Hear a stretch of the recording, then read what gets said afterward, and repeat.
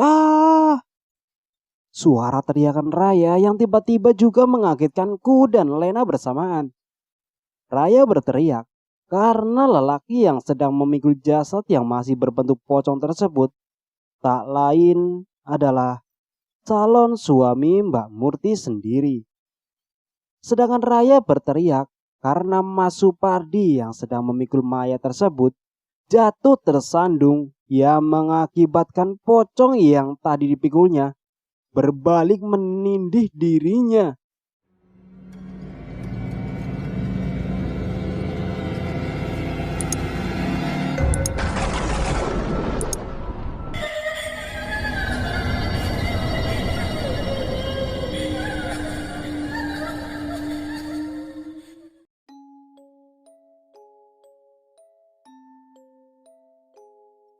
Tentunya teror Mbak Murti yang menjadi hantu pengantin juga terjadi pada keluargaku di kota.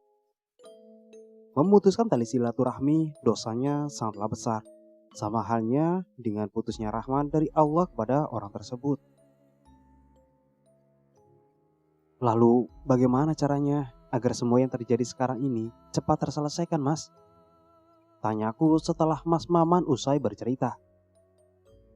Aku gak tahu, Ri. Tapi padamu sendiri yang bakal ngasih tahu, jawab Mas Maman datar. Padekus, ucapku memperjelas. Mas Maman hanya menjawab dengan anggukan.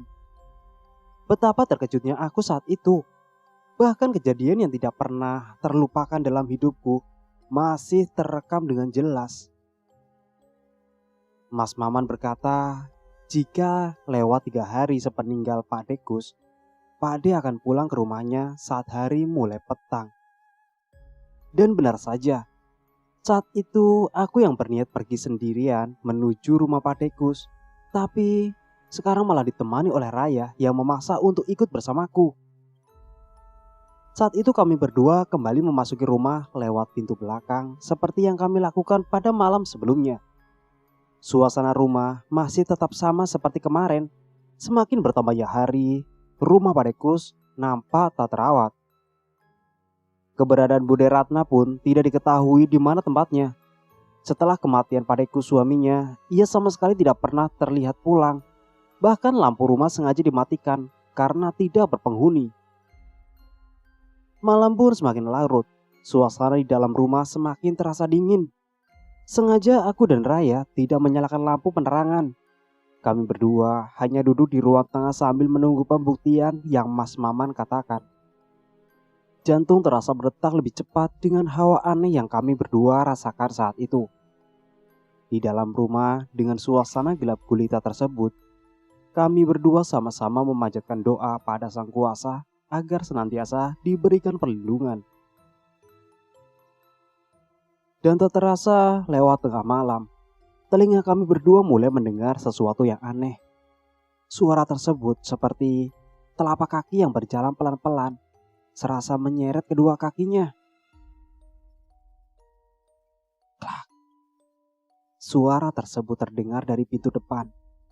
Awalnya kami berdua berpikir jika seseorang sedang memasuki rumah, atau bahkan pikiran kami saling menerka-nerka orang yang memasuki rumah tersebut adalah Bude Ratna ataukah maling. Namun, saat siluet wajah yang sangat kukenal berjalan pelan kesusahan memasuki rumah, akal sehat dalam diri kami masing-masing sudah buyar dengan sosok lelaki yang memasuki rumah itu. Benar kata Mas Maman, bahwa Pak Dekus akan pulang untuk menebus dosa besarnya. Tetapi aku tidak berpikir jika Pak Dekus akan pulang untuk menanti kedatangan ayahku dengan wujud sebagai pocongnya. Raya mencekram erat badanku karena ketakutan dengan munculnya Pak Dekus yang sudah memasuki rumah. Aku pun tak kalah kaget dengan ketakutan saat itu. Saat mataku benar-benar melihat sosok Pak Dekus yang memasuki rumah dengan kain kafan kotor karena noda lumpur. Tali bagian bawah, tengah dan atas sudah lepas. Kain kafan tersebut masih menempel membalut tubuh Pak Dekus. Badanku bergetar sangat hebat. Tak ada sepatah kata pun yang terucap saat kejadian di luar nalar itu terjadi. Mataku tetap melihat Pak Dekus yang berjalan kesusahan menuju kamarnya. Malam yang kami berdua lalui itu benar-benar membuat kami gila seketika. Setelah memasuki kamar, Pak Dekus duduk di tepi ranjang dengan pandangan kosong. Dan yang membuat kami berdua lari tunggang langgang dari rumah adalah saat suara berat Pak Dekus terdengar menyebut nama seseorang. Tentang kejadian Pak Dekus yang benar-benar pulang ke rumahnya, seperti kata Mas Maman waktu itu, masih terekam sangat jelas di ingatanku. Pak Dekus pulang tak terduga dengan cara yang tak lazim. Aku dan Raya yang saat malam itu sengaja kembali memasuki rumah, hanya memastikan kebenaran atas apa yang dikatakan Mas Maman, dibuat tercengang dengan kejadian di dalam rumah saat kepulangan Pak Dekus yang menyerupai sosok pocong, layaknya orang yang baru saja bangkit dari kematian. Pak Dekus berjalan tanpa menatap ke arah kami berdua malam itu. Pak Dekus terus berjalan kesulitan menuju kamarnya. Setelah memasuki kamarnya, Pak Dekus hanya duduk diam di tepi ranjang sambil bergumam tak jelas. Kedatangan Pak Dekus yang masih memakai kain kafan kotor malam itu membuat nyali kami berdua seakan menciut, beserta munculnya rasa ketakutan yang teramat sangat. Bahkan untuk bergerak sedikit saja dari tempat kami saat itu sangatlah susah. Kejadian tersebut seolah-olah sangat nyata. Meski tidak ada tanda-tanda dari Pak D yang hendak menyakiti kami berdua, tetapi kepulangan Pak D malam itu membuat rasa trauma atas ketakutan dalam diri kami berdua semakin bertambah besar. Semalaman badan Raya panas dingin, tubuhnya menggigil seperti kedinginan. Kondisi Raya saat itu mengharuskan aku untuk merawatnya. Berbagai macam obat demam sudah kucoba untuk meminumkannya kepada Raya, tetapi demam di badannya tak kunjung turun. Rai, aku anterin kamu ke puskesmas ya. Setelah itu aku anterin kamu pulang, kataku lirih sambil mengusap kening Raya. Demam di badannya tak kunjung turun. Aku bingung harus berbuat apa lagi untuk membantunya. Semua solusi yang kutawarkan kepadanya selalu ditolak dengan menggelengkan kepalanya pelan. Seperti siang itu, saat kutawarkan solusi untuk membawanya ke puskesmas, Raya langsung menggelengkan kepalanya, tanda tak setuju. Nafasnya memburu, membuat bagian perutnya kembang kempis. Hari itu Bibi Raya tidak membuka warung karena harus menghadiri acara khitanan di keluarga suaminya. Keadaan semakin terasa kacau saat badan Raya yang saat itu terasa lemah, hanya terdiam dengan posisi tidur miring ke samping. Beberapa saat kemudian, Raya memuntahkan banyak cairan berwarna kuning dengan bau tak sedap. Cairan yang dimuntahkan Raya saat itu berceceran di lantai kamar warung. Kepanikan langsung terjadi padaku dengan kondisi Raya saat itu.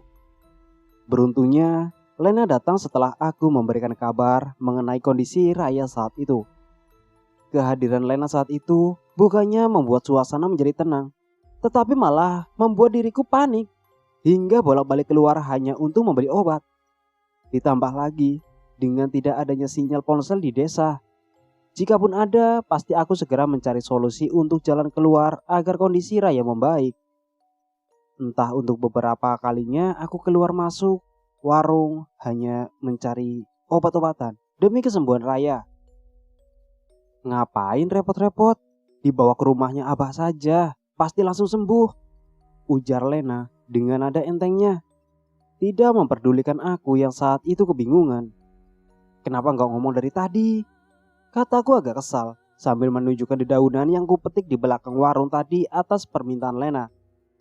Dedaunan tersebut terdiri dari daun serai, daun kemangi, dan juga daun pandan. Saking paniknya, aku sampai tak sadar telah dibuat gila dengan ide Lena yang menyarankan untuk mengambil dedaunan tersebut. Gampang, taruh di sini dulu. Nanti Bibi Nini pasti membutuhkannya, Ri. Jawab Lena enteng sambil menunjuk pada dedaunan yang sudah aku remas karena kesal. Setelah itu kami bertiga bergegas pergi menuju rumah Abah yang terletak di desa sebelah. Lena yang saat itu menyetir sangat ugal-ugalan, membuatku yang duduk paling belakang sambil menahan tubuh lemas Raya hampir saja jatuh. Berkali-kali juga aku peringatkan Lena untuk memperpelan laju motornya, tapi sama sekali tidak menghiraukan ocehanku. Setelah sampai di rumah Abah, Umi yang pertama kali melihat kami langsung menghampiri berjalan tergopoh melemparkan sapu lidinya yang tadi dipegang beliau. Kemudian Abah membopong tubuh Raya memasuki salah satu kamar. Di dalam kamar tersebut, tubuh Raya dibaringkan. Kemudian Abah mencipratkan sedikit air dari dalam baskom yang tadi Umi bawa. Sedangkan aku dan Lena diminta untuk terus membantu dengan doa yang kami hafal. Entah surat apa saja yang kubaca saat itu. Intinya, aku hanya meminta untuk kesembuhan Raya saja. Beberapa saat kemudian, Raya nampak tersenyum pelan ke arah kami semua yang berada di dalam kamar setelah Abah mengusapkan telapak tangan kanannya di wajah Raya. Abah meminta aku dan Lena untuk menunggu di pendopo terlebih dahulu. Lena yang saat itu hanya berdua denganku meminta kejelasan tentang penyakit yang menimpa Raya. Awalnya aku sendiri tidak tahu, karena setelah kami berdua melihat dengan mata kami sendiri tentang kepulauan Padekus masih mengenakan kain kafan, seperti baru saja bangkit dari dalam kubur, membuat Lena tercengang tak percaya dengan apa yang kukatakan saat itu. Bahkan Lena ingin melihat sendiri kejadian tersebut. Kemudian Abah yang menyusul kami ke pendopo berkata jika Raya baik-baik saja, hanya terkena sawan mayit. Ucapan Abah saat itu membuat aku dan Lena saling melempar pandangan bergantian. Sedangkan aku mulai merasa bersalah telah mengajak Raya untuk ikut ke dalam masalah yang sedang gua hadapi. Penyesalan semakin besar dengan kondisi yang dialami Raya saat itu. Sempat aku berpikir untuk tidak kembali mengajak Raya atau berhenti saja dan kabur dari masalah. Saat itu Abah berkata dengan nada yang sangat tenang yang ditunjukkan untukku. Nak, nanti masalah kamu akan selesai saat kamu sudah menikah. Suara Abah yang sangat tenang tersebut membuatku langsung terkejut saat mendengarnya. Memutus tali silaturahmi itu dosanya besar. Menjalani hidup juga tidak enak.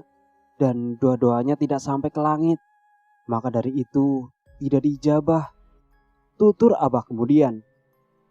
Jalan hidupmu itu unik. Ya mungkin lewat ceritamu ini bisa jadi pelajaran untuk orang lain agar hidupnya senantiasa berhati-hati. Sambung Abah. Banyak pelajaran hidup yang kudapati dari Abah lewat ceritanya saat itu. Setelah itu kumantapkan hati untuk menyelesaikan semuanya sendirian. Riri pamit ya Bah, ucapku sambil menyalami tangan Abah saat itu. Ingat loh nak, terus baca sholawat. Sholat malamnya jangan ditinggalkan, jawab Abah sambil mengelus kepalaku pelan setelah aku menyalaminya. Loh, hei Ri, aku mau kamu tinggalkan. Aku ikut, seru Lena sambil memegang tudung jaketku agar aku tak beranjak dari tempat duduk. Setelah kami berdua berpamitan untuk undur diri dan lagi pula, Raya juga akan baik-baik saja di rumah Abah pikirku saat itu. Tapi saat kami hendak menaiki motor, suara Raya yang terdengar serak lemah menghentikan kami berdua seketika. Aku mau kamu tinggalin. Mata kami berdua tak percaya jika Raya yang tadinya lemah dan hanya bisa tergolek di ranjang saat itu sudah nampak baik-baik saja. Lah, kamu kan lagi sakit, cetus Lena asal. Enggak, pokoknya aku ikut, kata Raya memaksa. Entah apa yang dia pikirkan saat itu sehingga memaksa untuk tetap ikut bersama kami berdua. Bahkan kata-kata Umi yang melarangnya pun tidak ia hiraukan. Singkat cerita, seperti biasa kini penghuni warung bertambah satu dengan adanya Lena. Pukul 9 malam, aku sudah berangkat tidur lebih cepat dari biasanya. Sebelum tidur sengaja ku pasang alarm agar membangunkan diriku saat tengah malam nanti. Alarm di gawaiku telah berbunyi nyaring. Mungkin hanya itu satu-satunya fungsi gawaiku saat berada di desa. karena setelah aku sampai di desa itu, sinyal di gawai sama sekali tidak muncul. Setelah mematikan alarm, kupaksakan untuk mengambil air wudhu di belakang warung. Memang berat dan harus dipaksa lebih dahulu saat menjalani sesuatu yang belum pernah kita lakukan sebelumnya. Hawa dingin mulai menerpa kulit. Kunyalakan lampu untuk menerangi jalan saat menuju arah belakang warung. Saat itu aku kembali merasakan hawa aneh, seperti malam-malam sebelumnya. Seperti ada seseorang yang sedang berjalan di dekatku tetapi tidak nampak. Bahkan kemanapun aku berjalan, seolah-olah ada yang sedang mengawasi diriku dari balik gelapnya malam. Setelah mengambil wudhu, aku bergegas kembali memasuki warung untuk melaksanakan sholat tahajud. Namun, saat aku berbalik, ada sesuatu yang aneh. Banyak sekali kujumpai rambut yang sudah beruban berceceran di jalan menuju arah warung dari belakang. Ribuan helai rambut yang sudah beruban tersebut membuat aku tertegun sejenak. Rambut siapa ini? Ucapku lirih karena cahaya lampu belakang nyala tidak terlalu terang. Maka untuk memperjelas, ku nyalakan senter dari gawai. Dan betapa terkejutnya aku saat senter kuarahkan ke bawah tepat di mana potongan rambut itu berada. Rambut itu tiba-tiba bergerak dengan sendirinya. Lebih terkejut lagi saat aku mengetahui jika pemilik rambut tersebut adalah Bude Ratna. Saat itu wujud Bude Ratna terlihat menyeringai berdiri di depan warung tanpa sepengetahuanku. Lalu menyer rambut panjangnya. Panjang rambutnya tidak seperti pada umumnya. Posisiku masih berada di belakang warung dan Bude Ratna berada di depan warung. Meski kami saling berhadapan di sisi sebelah warung, tetapi rambut Bude yang tak lazim menjadi kengerian tersendiri bagiku. Sambil tergesa-gesa, aku memasuki warung lewat pintu belakang tempat semula yang kugunakan untuk keluar. Ketika melaksanakan sholat tahajud pun, aku tidak tenang. Karena suara gending Jawa dengan alunan suara gending temu manten itu mengusik konsentrasi. Meski sudah berkali-kali aku membaca sholawat, nyatanya suara gamelan Jawa tersebut tidak menghilang. Suaranya terus terdengar berulang-ulang. Di malam yang sama, tepat pukul 12:30 dini hari, kami bertiga kembali menuju rumah Pak Dekus. Dan malam itu juga, kuputuskan untuk mencari jawaban atas semua yang terjadi dengan bertanya sendiri pada Pak Dekus. Karena Mas Maman bilang, jika Pak Dekus sendiri yang akan mengatakan jawaban atas semua yang terjadi. Malam semakin sunyi, hanya terdengar suara-suara binatang malam yang menemani perjalanan kami bertiga yang berjalan kaki menuju rumah Pak Dekus. Tak ada obrolan selama perjalanan malam itu. Yang kami lakukan hanya bertukar senter untuk menerangi perjalanan. Seperti biasa juga, kami memasuki rumah lewat pintu bagian dapur. Baru saja memasuki rumah, kami sudah merasakan hawa anyep seketika. Lampu rumah juga tetap padam seperti malam kemarin. Suara langkah pelan dari kaki kami bertiga yang berjalan menuju ruang tengah terdengar menggema malam itu. Sangat berbeda dari malam-malam kemarin. Tak ada tanda-tanda jejak lumpur seperti kemarin saat Pak Dekus pulang. Udara di dalam rumah tercium pengar. Di tiap-tiap sudut rumah sudah terdapat sarang laba-laba, layak rumah yang sudah tidak dihuni sejak lama. Jam di tanganku sudah menunjukkan pukul 2 dini hari. Tak ada tanda-tanda Pak Dekus yang datang seperti malam kemarin. Hanya saja, jantungku berdetak lebih kencang tanpa tahu sebabnya. Seakan-akan ada seseorang yang sudah lebih dahulu datang di rumah ini sebelum kami datang. Lena yang duduk bersama Raya nampak gusar dengan keheningan yang terjadi saat itu. Kemudian terdengar suara gamelan Jawa lagi. Suaranya terdengar sangat jauh, namun mampu membuat kami bertiga bergidik ngeri saat mendengarnya. Seperti yang kukatakan, jika saat itu aku merasakan ada seseorang yang sudah terlebih dahulu datang. Kami bertiga dibuat terkejut ketakutan saat mendengar suara seorang lelaki yang berdehem pelan dan terdengar sangat berat. Bukan lagi jantung yang mau copot dari tempatnya. Lebih parah lagi, yang kurasakan adalah jantung sudah tidak lagi berdetak dan tidak berada di tempatnya. Saat mataku nanar menatap ke salah satu kamar tempat Pak Dekus masuk kemarin. Hawa dingin yang kurasakan semakin membuat nyali dalam diriku menciut. Badan terasa lunglai tak berotot seketika. Benar dugaanku.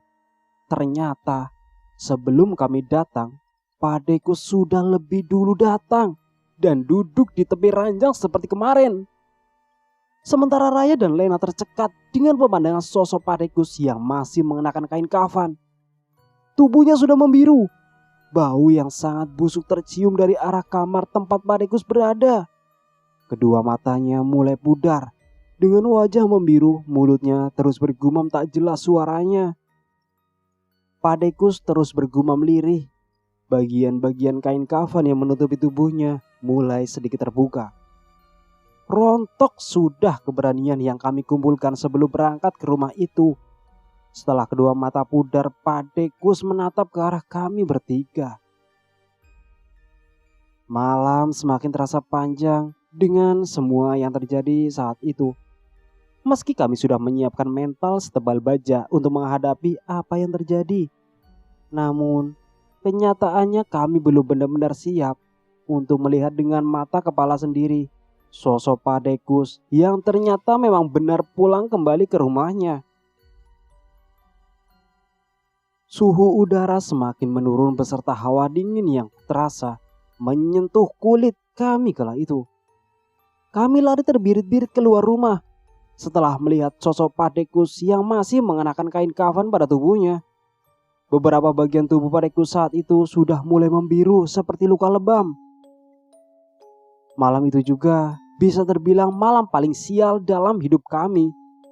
Pasalnya, setelah keluar dari rumah karena ketakutan, kami berlari tak tentu arah. Saat sadar karena kelelahan, setelah berlari sangat jauh, hanya kabut tipis yang kami lihat malam itu. Di kejauhan, nampak lampu-lampu desa menyala terang. Kami sudah sangat jauh dari pemukiman penduduk. Betis terasa sangat panas sehabis berlari saat itu.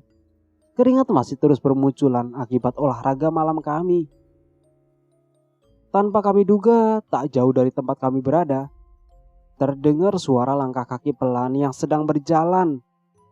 Sedangkan posisi kami saat itu sedang berada di pinggir jalan yang biasa dilalui orang-orang pergi ke ladang. "Sembunyi!" seru Lena tiba-tiba sambil menyeret pergelangan tanganku dan Raya secara bersamaan menuju balik rimbunan pohon pisang di belakang kami. Benar saja, tidak berapa lama setelah kami menempati posisi belakang rimbunya pohon pisang di kegelapan malam, dan aku yakin saat itu jika tidak akan ada orang yang mengira bahwa kami bertiga berada di balik semak tertutup rimbunya pohon pisang. Nampak bayangan hitam sedang berjalan menyusuri jalan setapak yang kami lewati tadi. Sosok itu terlihat sebagai seorang lelaki berbadan sedang. Meski jalannya pelan dan terlihat sangat kesusahan, perlahan lelaki tersebut mulai mendekat ke arah kami. Jantung berdebar tak karuan dengan apa yang kami lihat saat itu. Betapa terkejutnya kami saat itu, hingga badan kami terkejut secara bersamaan setelah melihat dengan jelas bahwa lelaki tersebut sedang memikul mayat yang masih mengenakan kain kafan.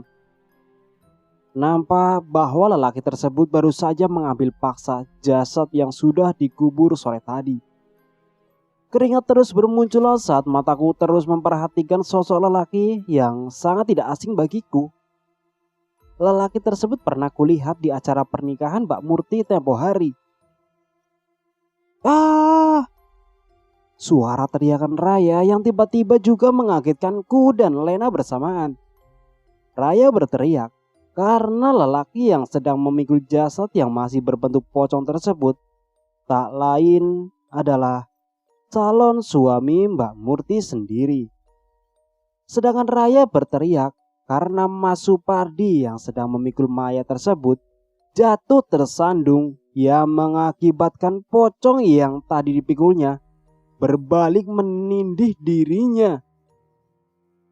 Lebih terkejutnya lagi saat kami tahu jika pocong yang dipikul Mas Supardi tersebut adalah pocong Mbak Murti.